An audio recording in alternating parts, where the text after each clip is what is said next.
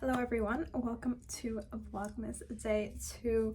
Now, I did try to film this video and then I was yapping way too much, so I'm refilming it. We are going to be talking about my all-time favorite books. Now, I struggle with this just because I don't want to recommend books and then some of you guys just end up hating it. That is honestly one of my worst fears, because imagine recommending something and then you hate it.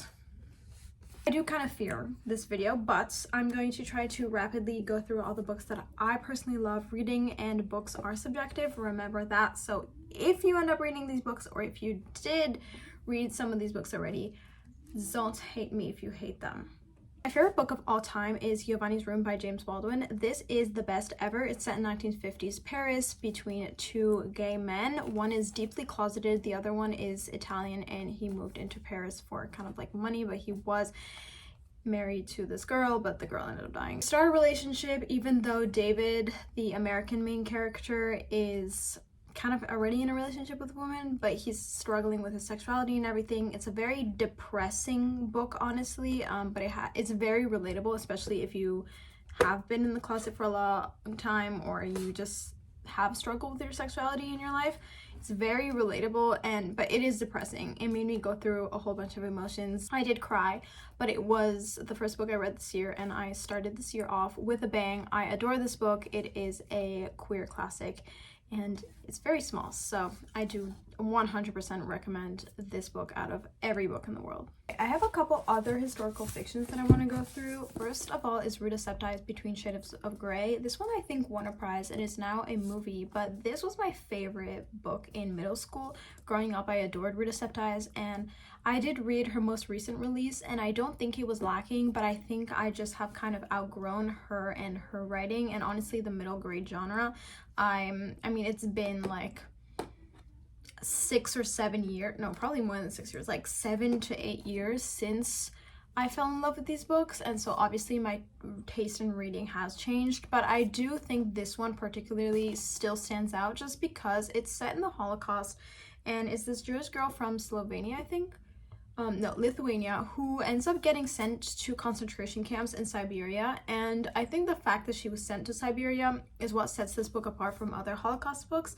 I feel like a lot of the time we just don't know that there were concentration camps everywhere. Like, there were concentration camps in Siberia. They were forced to work in the snow, and it was horrific, and it wasn't just in Central Europe like we are taught a lot of the times in school. So this was an eye-opener when I read it, and I do think it's very good for especially the middle grade and the YA genre. If you do know that you're not into those genres anymore, you've outgrown that, maybe don't read it, but I do think it's a nice introduction to historical fiction. Another historical fiction is actually this one. This is Persepolis, and this is a graphic novel. It's very nice. I've read this multiple times. This is the complete one. There's 2 books, and it's both of the books in one. This is set in the Islamic Revolution in Tehran, and this is set in the 80s. Basically, this young girl who grows up during the Islamic Revolution and then ends up moving to Europe and then France. It's actually about the author Marjane Satrapi, and it's very insightful, and it's easier for younger people to read because it is in a graphic novel format.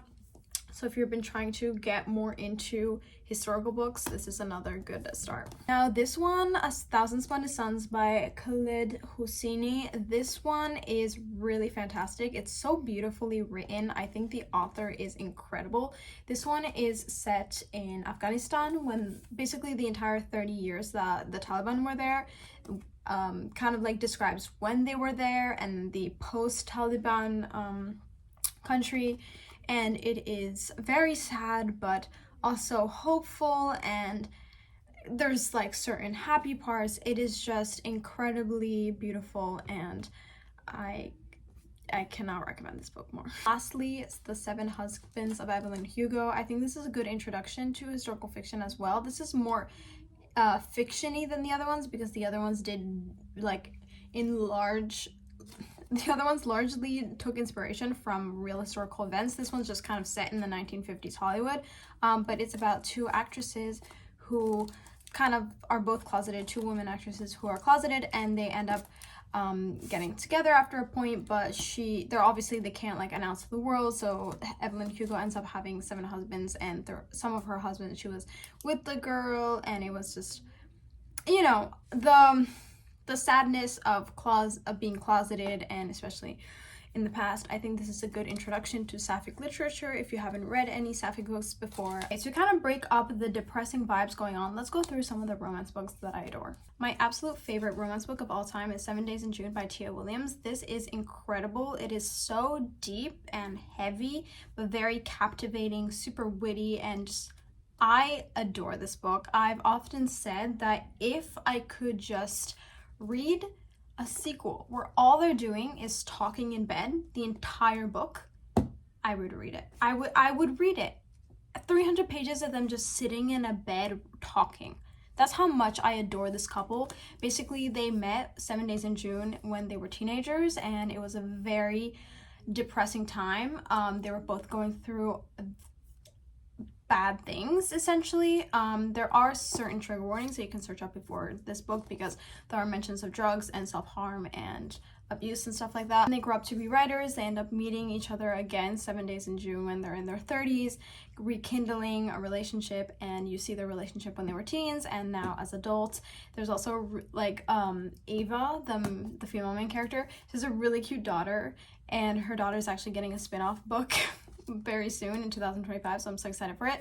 But this is just a combination of contemporary romance, like kind of like a rom-com, but also has like darker, deeper elements, and this has everything you want in a romance book. If you've ever been in an argument with someone where they basically said that romance books are not real literature, pull up this book, tell them to read this, because this is incredible. Kind of a guilty pleasure read is the Crazy Rich Asians series. I'm going to be honest, I read this in middle school and I have never reread them, but I do remember the amount of life lessons this series taught me. It low-key kind of made me predict my parents' divorce. But yeah, Crazy Rich Asians, China Rich Girlfriend, and Rich People Problems. These are, I won't say trashy because I don't think they're trashy, but they're kind of like, it's a saga, right? Fast-paced saga. There's drama, there's cheating involved, there's divorce, there's money problems, like just so much. If you haven't seen the Crazy Rich Asians movie, which I feel like is kind of rare, like it's a very popular movie, but basically this girl named Rachel, she has a boyfriend. They are in New York. They met in New York. She doesn't know her boyfriend comes from money. Turns out he does. He has like generational wealth, I think from Singapore. A lot of drama ensues because of how wealthy he is, how his family doesn't really like Rachel. And there's also another plot point with Nick, who's the male main character. His cousin Astrid goes through a side plot involved with like cheating and divorce and everything, which that was my favorite side plot. I was so hooked. I was like 12 and I was hooked. Probably way too young to read these books, but if you're looking for like a kind of like, I wouldn't say guilty pleasure, but like a captivating saga, very focused on the romance and the drama, I recommend. I acquired this gorgeous copy of Evocation by S.T. Gibson. Like, look at this. Just absolutely beautiful. I love the illustrations and everything about this book, but this is an urban fantasy. I kind of forget where it's set. Maybe Chicago? The main character, David, he has a family curse on him, and he's really going through it health-wise. Like, he can't even really do his magic anymore, and he is a medium. So he's a medium, and he's a really good medium. Like, he's very magically powerful because of, like, his lineage. But he is clearly struggling because of this curse, and he ends up contacting his ex-boyfriend, who is now married to this girl named Moira. So Reese and Moira are married, but they do decide to entertain David and like figure out this mystery of the curse together. And through it all, there's obviously the drama because Reese and David are ex-boyfriends, but David hasn't really gotten over Reese, but Reese is remarried, so it's like a whole thing. This is a polyamorous relationship, and I think S.T. Gibson did it perfectly, because sometimes in polyamorous relationships, one of the characters, mostly the girl, ends up kind of being like on the side of the main MLM relationship. This one is just like perfectly, they're all together and they love each other. I I really do adore this book. Next, we have Serpent in the Wings of Night. Now, this one was a 5-star when I first read it, but upon further thought, it's no longer a 5-star, but it was a 5-star for like fast-paced romantasy, you know? Like, in its genre, it's a 5-star, but if you compare it against actual educational and like thought-provoking pieces of literature, it's not a 5-star, but I do still really enjoy it. So basically, this girl is in like a vampire world, and her dad is like the vampire king or president or whatever, but he's like the leader of a group of vampires. There's 3 different groups of vampires, and she is a human, so she has like no power essentially, and she really wants some power, and like she wants to be part of the vampires, you know? It's like dangerous to be a human in this vampire world. So she joins these trials, these games, and if you win, like, you get to ask for any wish. And so she joins it hoping to become a vampire, or at least like I think connect to like her father's soul in some point so that they share power. A whole thing where she meets the love interest at the trials, but like a small problem, only one can survive. So it's that type of romantasy. It was fast-paced, it was fun. I did really enjoy this book.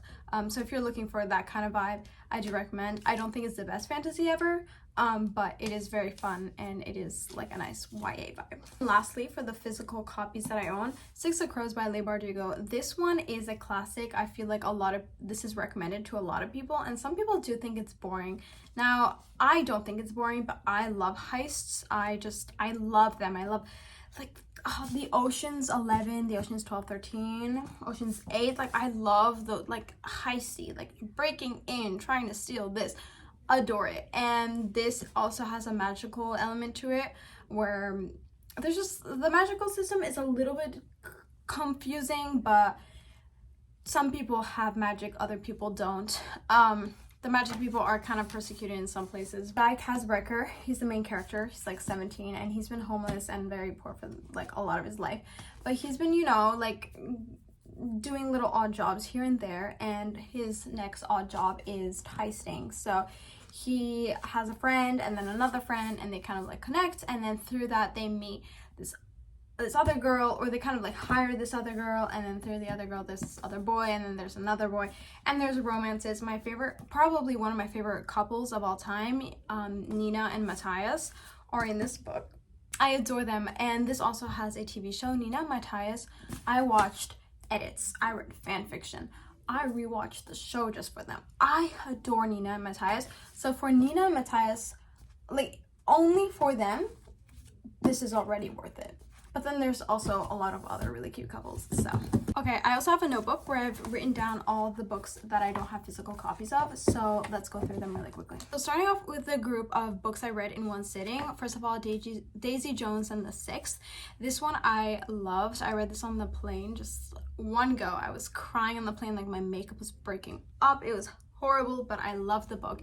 It has a very interesting structure to the book. So basically it's like interview format. So there's the character, a call-in, and then what they say without like quotation marks, and then the next thing is like a character. So it's just like characters talking basically. I do know some people really don't like that.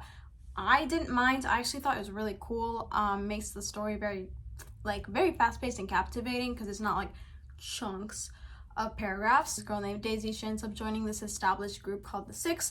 There's a lot of drama, so many things happening. They're all kind of twisted. I mean, not twisted mean, but they all have like their own traumas, and they're all going through their own things. You know, the dramas in music groups, like that's what it is, you know? So yeah. The other one I read in one sitting is Dial A for Aunties. This one's so fun. Essentially, this girl, she ends up killing a date she goes on, like killing the guy she goes on a date with, because in the car he was like kind of trying to like be touchy, and she like pushes him away. He drives into like a tree. I'm pretty sure he dies. Instead of calling the police, I'm pretty sure she has an excuse because I think her phone died. But anyways, she drives home to her mom. She shows her mom the corpse. Her mom calls her aunties, and they like do a whole plan of hiding the body. But then like obviously things go wrong. So like the next day they have a huge like wedding, because they have a wedding business, and like the corpse gets involved with the wedding. Like, it's a whole thing. At no point in the story did I genuinely know what was gonna happen next. Like, there's so many turns and plot twists. I was like, honestly, I think the author was just having the time of her life writing this and she didn't want to stop. So I think it's so fun. I can't wait until they make it a movie. I think they have plans to. If they don't, like, they need to get on that because this will make a fantastic movie. The last one in kind of this group is The French Exit. This one I read, and this was kind of like a forced one-sitting book because I broke my phone, and then the next day we had scheduled a 7-hour boat ride in Turkey. So I had 7 hours without a phone. I don't think I had brought any books with me because I was not really in my reading mood. So I borrowed my mom's book, which was this book, and I ended up really loving it. It's a very quirky it's a quirky book. It's kind of weird. It doesn't have the best ratings, so if you look more into the description and you think you're not gonna like it, you might not, but I loved the quirkiness of it. All the characters are just freaking weird. The story is weird, like everything's weird, and that's what's just so fun about it. A low-key talking cat, a mom who's going kind of crazy, like she lost all her money so she has to move to Paris now, and it's just like everything's just so funny. The son tags along like he's fully adult. There's like some romances that are really funny, and it's just like it's like Parisian vibes, and it's very funny. So some more like classic and lit fic. So this is my first one is Olivia by Dorothy Strachey. This one is what inspired Call Me by Your Name. It's like it's a sapphic book in a sense. I made a reading vlog about it if you want like more details, but basically this girl, she goes to Paris to like this kind of boarding school, and there she kind of falls in love in a way with her teacher, but not really falling in love. It's more like, you know how you kind of are infatuated with people when you're a teenager, but it's not really love. The teacher kind of acts on it, but not really. Like, it's not really ever acted on, but like kind of. So it's obviously not like relationship goals, but it has some very like interesting inner monologue, like inner thoughts that is uniquely teenagey. It's uniquely what teenagers feel, especially when they think they're in love or whatever. And so I really connected to it, and I just really loved it. Next, The Happy Couple. I also read this in a blog. This is Irish lit fic. So essentially character analysis, what are they called? Focus on the characters. All of them are looking, they're going through it. They're all adults that have nothing figured out in their lives. I love that. And like kind of like a love square, but none of them end up together. It's messy, it's crazy. It's just I love messy relationships. I love it. Now we have a what's called sci-fi. Yeah, sci-fi. The Darkness Outside Us. This one was chilling. It was creepy as hell. I was scared honestly reading this, but it's about two guys who are both part of the two remaining countries on Earth, and they're sent in a spaceship to rescue one of the main characters' sister who's stuck on this planet. Then it's like a very long journey. Turns out we're not 100% sure if this is what the journey actually is. Like, have they been lied to? Like, what's happening?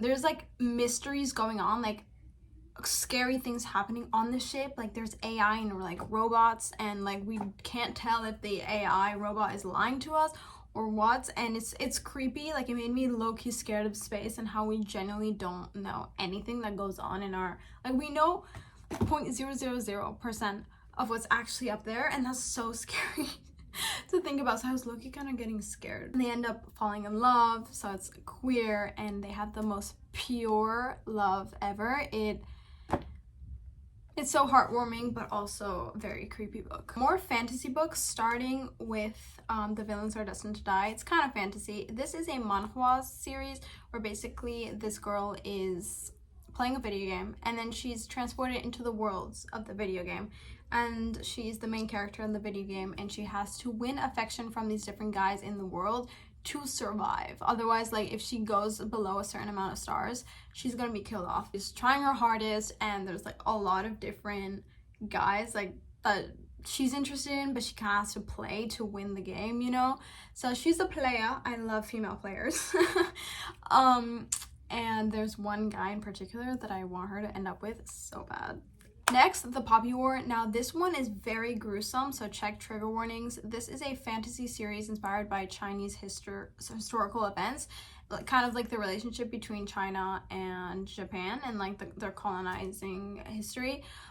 Very devastating, very gruesome. I did almost throw up at some points of this book. It's not my favorite fantasy book ever. I do think I've read better fantasy books. I think as the months kind of go on, I think about the fact that I wish the author had kind of separated her fantasy world from real world, because honestly the entire time while I was reading the book, I was kind of just envisioning the current countries because the similarities are so pronounced. Obviously it's set in a fantasy world, but it low-key feels like it's set in China, even though it's not supposed to be China. Like, it feels like you are in China, you know? So I feel like it was a little too similar to the real world, considering she was trying to make it like a fantasy world, because like, yeah, there was magic going on, but I just felt like it was magic happening in China, and like the Japanese were coming to kill everyone, you know? Like, I didn't feel like it was the group she was talking about. Like, I just felt it was the Japanese, you know? That's my only kind of grievance with the book, but I do still think it's a good series, and it's quite interesting to read fantasy books inspired by East Asian history. Other kind of fantasy, like cozy and urban fantasy, How to Summon a Fairy Godmother. This is a Cinderella retelling. One of the stepsisters is basically engaged to this decrepit old ass man, and she wants to get out the engagement really bad, so she summons the fairy godmother, and the fairy godmother is like, yeah, but you have to do 3 tasks for me. So she sets off on these tasks with animal familiars, and she's sent to the fairy world, and she has to do all these tasks, and so many things happens, and there's some like romances, kind of a love triangle going on, we don't know. So I really do like this book, and I think it's going to be a series. This is the author's first book, her debut novel, and I'm so excited to read her future novels. I think she did a phenomenal job, and I do 100% recommend this book. Another series I did really like is Once Upon a Broken Heart. This is a YA whimsical fairy vibe, kind of like Divine Rivals meets The Cruel Prince. I do think it's a good series, and I would recommend it to a specific population. I don't think I would recommend this book to everyone, you know? Like, How to Summon a Fairy Godmother was very witty, very funny, well written and everything, and I feel like even for people who don't really like fantasy, they would like How to Summon a Fairy Godmother. But with Once Upon a Broken Heart, I do feel like it's a little bit more juvenile, like a little bit more focused on like teenagers, you know, and like teenagers acting silly and like doing things. So I feel like if you're into romantasy, you'd be into Once Upon a Broken Heart, but not, if you're not, like maybe a lot less. Very whimsical, and this girl is she's very cute and naive, and she's set on this kind of like quest, and so many things happen against her, and she wants a break, but she's kind of having to fulfill a prophecy, and it's just so many things happen throughout the series, and there's a really cute romance. I can't say I recommend this for like everyone the same way I would recommend like Giovanni's Room to literally everyone, you know? Another urban fantasy that I loved was When Among Crows. This is Slavic inspired, so it's inspired by Slavic folklore, and I've never read any fantasy book inspired by Slavic folklore, so it was very interesting. Main character, he is part of a specific people that do a specific thing, and he wants to get out of that, and so he ends up helping this girl who has a generational curse on her, and through that they kind of embark on a certain adventure because they have to meet this like bigger magic person so that he can like leave his people, because it's like it's a part of his body, so he needs that to be like extracted from him. So, and then the girl also needs the like main magic lady's help to like get out of this curse, and so to get to the lady they embark on like certain adventures, and they meet another guy, which the guy actually ends up having like a romance with the main character, so that's very cute. I think they're a really cute couple, but the book is very short, so you don't get like a whole lot, considering like the relationship dynamics were so fun, and the book was amazing. What specifically made me love the book so much was, yes, the plot was good, yes, the characters and their relationships are good, but I think the author's writing is so precise, and like the editing, or I don't know exactly how she did it, but it was made in a way where every word had a purpose. And I love books that it's not like she just gets to the point. No, there's like imagery, there's a lot of like flowery language, but she does it in a way where you're not getting bored. You don't want to like get rid of the chapters. You're not ending the paragraph thinking like, did we actually need this? Like, this is repetitive. You don't think that. Like, every word has a purpose, and I'm in awe of authors like that. So I do really appreciate the work she put into this book. So yes, 100% I would recommend. And the last series I want to talk about is The Husky Knows White Cat Shizun. This is kind of like a ancient Chinese fantasy vibe. Like, I don't know if you've seen like The Untamed, but when they're kind of like magical and they like ride on swords and like they do sword fighting and stuff like that. So it's kind of like set in those type of worlds, but obviously, and similar to The Untamed, but not really, because there's also a reincarnation aspect to it. It's a very complicated book, honestly. I'm gonna put the summary like someplace up here because my throat is getting tired and I don't want to explain everything.